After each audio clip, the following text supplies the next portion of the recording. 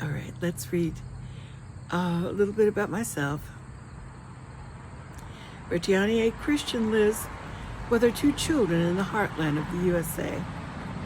Her son is a teacher, and her daughter is an HR manager with an MSOM.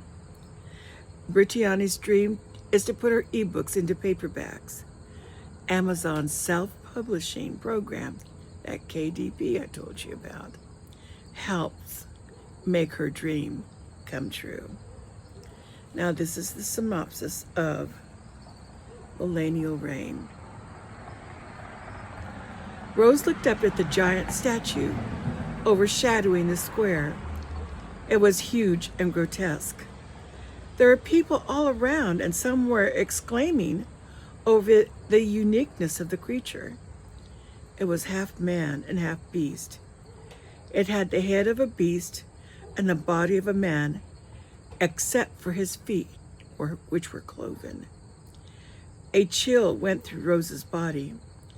All of Babylon was inundated with statues of many demonic gods that were worshipped by the Babylonians of old.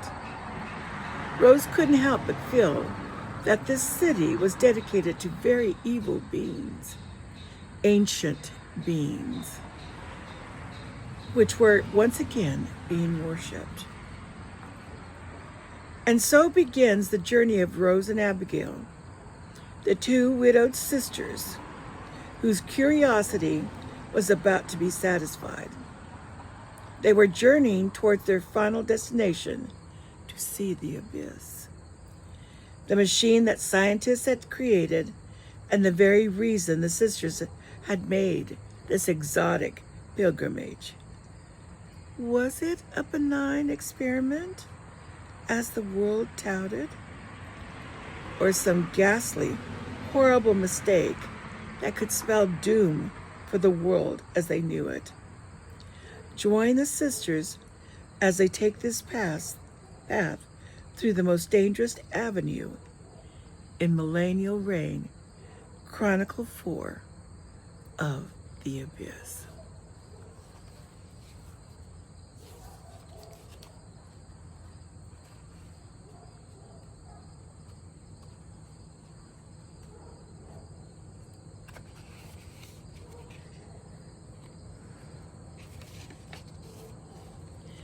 Let me read this. Riseville Publishers, a division of Riseville Ventures.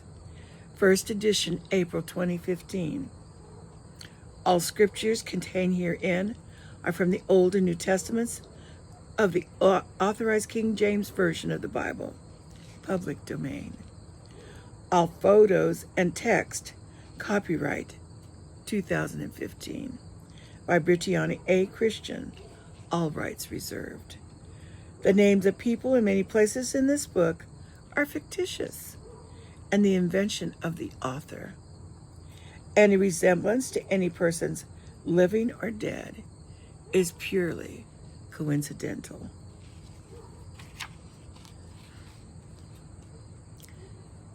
I dedicate this chronicle to my grandchildren, Jordan, Megan, Lauren, Riley, Christopher, and great-granddaughters, Cadence, Chloe, and Marley. I will love, pray, and cherish all of you always, in Jesus' mighty name. God gave Israel the Holy Land. These are scriptures that confirm their inheritance from God.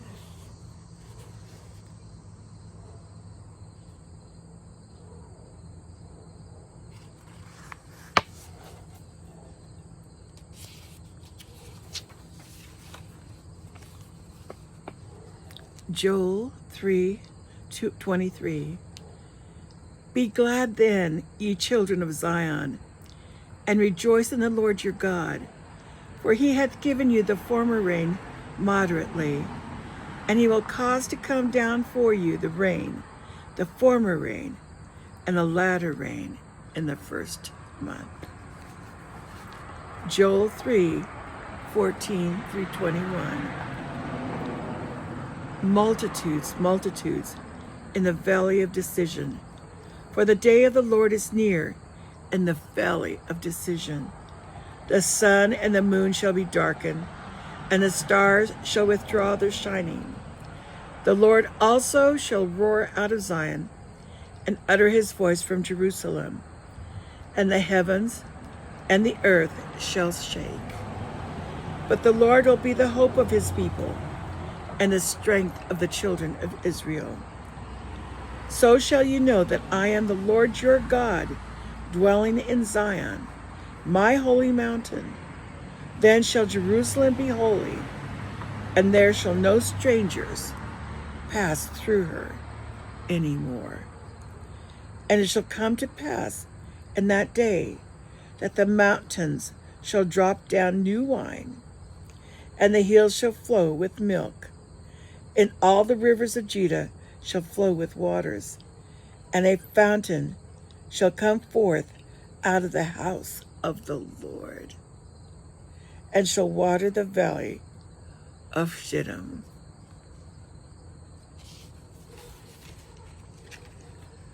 Egypt shall be a desolation, and Edom shall be a desolate wilderness, for the violence against the children of Judah, because they have shed innocent blood in their land. But Judah shall dwell forever, and Jerusalem from generation to generation, for I will cleanse their blood that I have not cleansed, for the Lord dwelleth in Zion. Prologue. Michal's legs compelled him forward. They were so weak that he felt as if he was about to fall down. He grabbed the chair closest to him and sat down heavily with his head in his hands. He was trembling inside and felt sick to his stomach. What he would give for a drink right now. Rose looked across the room and saw Michal for the first time since the reception had started. She watched him and wondered what was wrong. Michal looked almost ill with his head in his hands. As soon as Benny finished speaking, he prayed for the few folk that had come up for the altar call. He then invited everyone to enjoy the reception and the food. Everyone started making their way to the tables laden with every delicious, delectable dish they could think of. Rose hurried through the crowd over to Michal. "Michal, what's wrong?" she asked, her voice quavering with concern. "I don't know, my darling Tikva. I feel very sick to my stomach." "Just a moment," she said. "I will be right back." When Michal looked up, he could see her whispering into Abby's ear, and Abby looking over at him with concern in her eyes. Abby nodded her head yes, and he closed his eyes. In a moment, Rose was next to him, urging him to get up. She helped him out to the car. He got in and sat down heavily, as though he was terribly exhausted. Rose rushed around to the driver's side, praying as she got into the driver's seat that she could get them safely to Michal's house.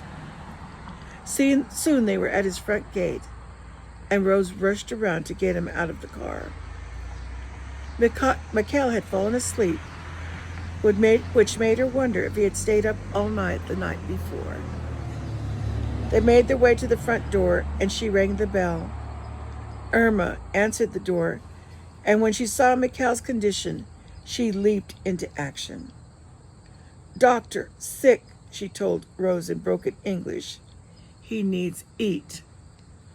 Irma's voice was shaking with concern as she scurried to the kitchen.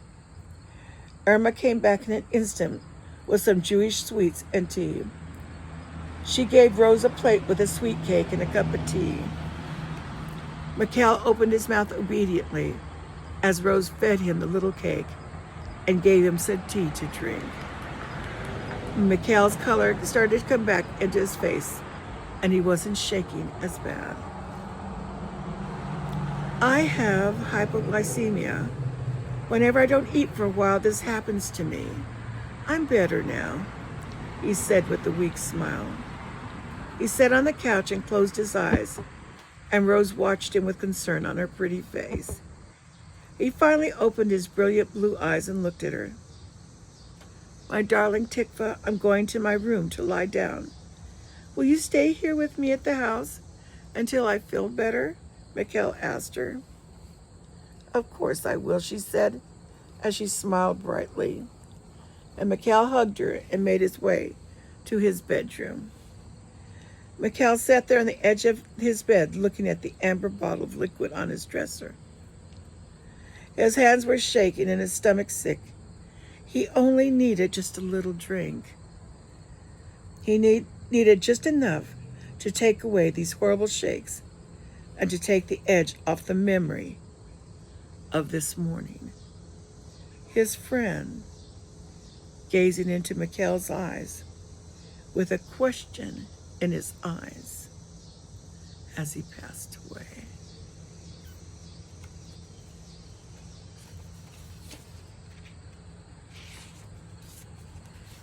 He poured the liquid into a glass and tasted the familiar bitterness of it wash into his stomach as he swallowed it. The warm, rosy feeling soon filled his body, and as he lay down, he fell instantly into a fitful sleep.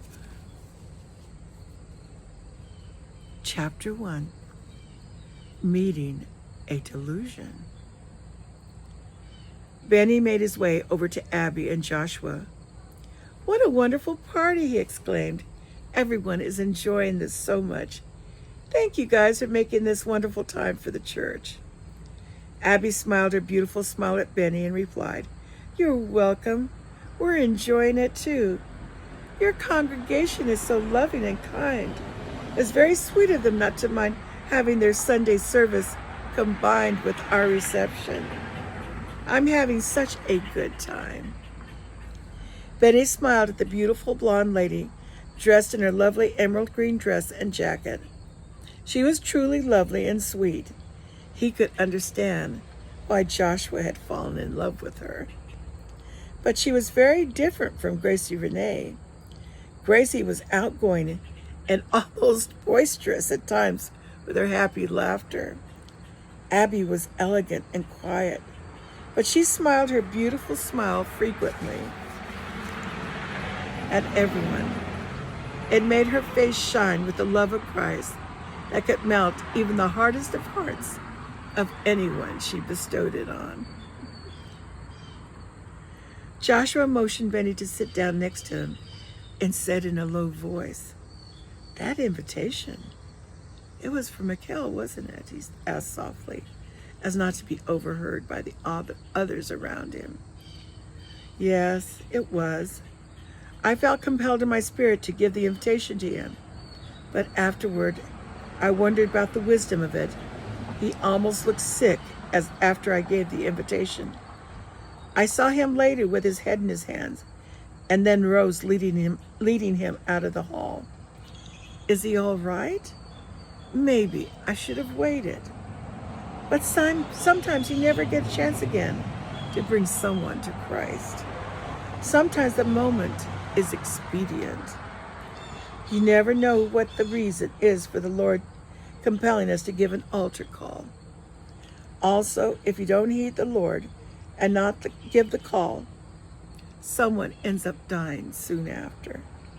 And you're left wondering if they could have been saved, if only you had obeyed the voice of the Lord and given them the opportunity to accept Jesus Christ.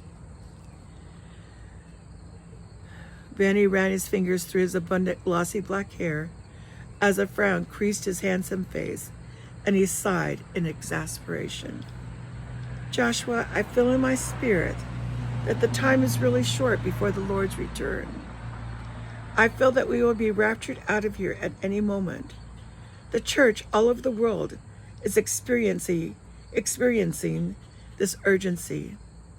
Sometimes my soul is an agony over all the lost souls and in my inability to reach them all, especially here in Israel. We can't proselytize openly. People must come to the church on their own, and that makes it hard to reach people. The only way is through word of mouth, and sometimes people are very reticent about doing that. Especially here in Israel, you never know how someone's going to take you talking about Jesus as Messiah. Joshua looked at his longtime friend and understood his agony. As pastors, preaching the gospel to the lost was paramount in their lives. But they did have to be careful to listen to the Holy Spirit as to who they should talk to. Sometimes people could be really violent about the message of Jesus. Christians were accepted here in Israel, and it was the safest place for Christians in the Middle East. But one still had to be careful not to openly proselytize. The Israelis frowned on such activity because they were a Jewish nation. Benny, I think the timing was perfect. God's timing is always perfect. I've been talking to Michael while staying with him. We've talked about many things concerning the Lord, the end times, and Jesus being the Messiah, and his imminent return. I believe that God had you give that altar call for a reason. Don't agonize over it not being the right thing to have done. I think you did obey God in this matter. All that you said might make a difference to Michael someday. We will just continue to pray for him and believe that he will be saved soon. Joshua and Benny both bowed their heads and prayed for Michael's salvation and for his health. Joshua watched Benny with warm feelings for his old friend as he got up from the table and walked into the crowd. Joshua then stood up, looked for it, and found his beautiful wife. Excuse me, I have a little bug biting me. Boy, they're really vicious this time of year. Wow, he thought to himself as he looked deep into her beautiful blue-green eyes. My wife. She's my wife. Thank you, Lord, for this fantastic blessing. He then put his arm around her tiny waist, and they began to happily mingle with the crowd. Michael woke up suddenly and sat straight up. He must be dreaming, because he was sure that he heard Gustav's voice. He shook himself awake. No, he wasn't dreaming. It was Gustav. It sounded like he was talking to Rose. He heard his raucous laughter and jumped out of the bed and ran out of the room into the living room. Gustav was very politely listening to Rose tell him about the wedding in Cyprus and laughing at some of her funny stories. Rose looked up at Michael startled and got up from the couch and went to him. Are you okay, darling? She asked softly as she watched him with concern etched on her pretty face. She leaned in close to him and smelled the liquor on his breath. She sighed in her spirit with sadness that he had been drinking. Michael's face was pale, as though he wasn't feeling at all well. He sat down heavily on the couch across from Gustav and stared at him openly with a scowl on his face. Gustav smiled at him uncomfortably and whispered loudly. I didn't mean to interrupt anything, my friend, he said, as his eyes narrowed with a lascivious look on his face. Gustav, what do you want? Gustav could tell Michael was trying to control himself and was very close to losing it. Well, I just stopped by to visit you, my old friend, and your lovely lady invited me in to wait for you to get up. Rose looked at Gustav as though that wasn't the complete truth. She gave Mikhail an uncertain look and sat next to him. She was telling me some wonderful stories about your trip to her sister's wedding. It sounded as though it was a good time for you both. He smiled at Rose, and Rose had the uncanny feeling she had seen this man before. But where? She couldn't put her finger on it, but she knew she had seen him before. She knew the moment she opened the door, and he literally walked in without being asked. Gustav stared at Rose and realized, as he saw her up close, that she was closer to his and Mikhail's age than he had originally thought. He could tell by the laugh lines around her eyes and mouth. But she was still a gorgeous lady, every bit as pretty as a knot. In fact, she looked a lot like a knot. This realization was interesting to him. Well, I can see I'm intruding, so I'll take my leave of you both. It was wonderful meeting you. Is it Rose? He asked kindly. And she nodded her head yes with a beautiful smile. Gustav could understand why Mikhail liked Rose. Lovely name for a lovely woman. He walked to the door, and as he was getting ready to go through the door, he suddenly turned and faced them both. Mikhail, I almost forgot. You left something behind the last time I saw you. Your pocket knife. He held up the shining knife as it glint sparkling gold in the afternoon sunlight pouring in through the doorway. Mikhail grabbed the knife from him and shoved it into his pocket, not looking into Rose's questioning eyes as he did. Gustav smiled once more at Rose and waited for her responding smile, which she gave instantly. He grinned at her ear to ear because it pleased him that much. And as he turned, he scratched his burly gray head and ambled into the courtyard, out the gate, and into the waiting black car by the curb.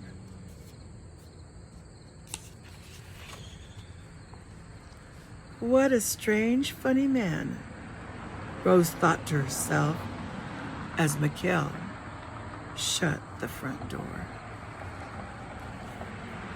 Well, friends, getting interesting, isn't it? The synopsis is really interesting. But you know, it's been foretold in Revelation about the city of Babylon. It is going to be a city of evil. But anyway, we will continue next time with chapter 2. If you're interested in getting the book, it's on Amazon.com. It's in paperback. And you can read along with me. Well, friends, take care. Have a good rest of your Sunday. And I shall see you next time. Bye.